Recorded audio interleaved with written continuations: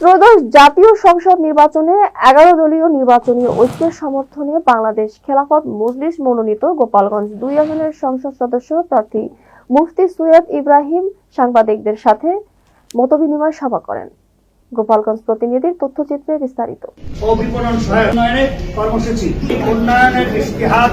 সোমবার দুপুরে শহরের বিসিক সংলগ্ন খেলাফত মজলিসের জেলা কার্যালয়ে এই মতবিনিময় সভা করেন। মতবিনিময় সভায় মুফতি সৈয়দ ইব্রাহিম শিক্ষা, কর্মসংস্থান, কৃষি, স্বাস্থ্য, সুশাসন সহ 10টি উন্নয়নমুখী ইশতেহার ঘোষণা করেন। নির্বাচিত হলে তিনি এসব বাস্তবায়ন করবেন বলে প্রতিশ্রুতি দেন।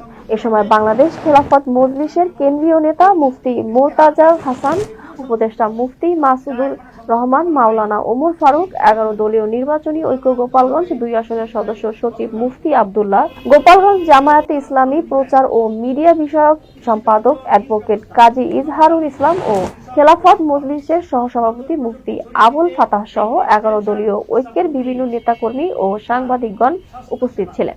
সবার জন্য সহজলভ্য ও মানবিক চিকিৎসা, উপজেলা স্বাস্থ্য কমপ্লেক্সে 24 ঘন্টা জরুরি সেবা, বিশেষজ্ঞ চিকিৎসকের উপস্থিতি নিশ্চিত করা, প্রতিটি কমিউনিটি ক্লিনিকে পর্যাপ্ত ওষুধ, মাতৃস্বাস্থ্য সেবা ও প্রশিক্ষিত কর্মী নিয়োগ প্রদান, মানুষকে স্বল্পমূল্যের স্বাস্থ্য সেবা কার্ড প্রদান।